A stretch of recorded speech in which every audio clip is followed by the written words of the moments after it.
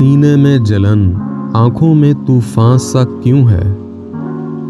اس شہر میں ہر شخص پریشان سا کیوں ہے؟ دل ہے تو دھڑکنے کا بہانہ کوئی ڈھونڈے، پتھر کی طرح بے حس و بے جان سا کیوں ہے؟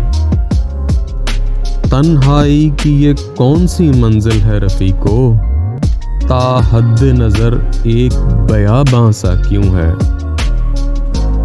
ہم نے تو کوئی بات نکالی نہیں غم سے، وہ زود و پشیمان سا کیوں ہے؟ کیا کوئی نئی بات نظر آتی ہے ہم میں، آئینہ ہمیں دیکھ کے حیران سا کیوں ہے؟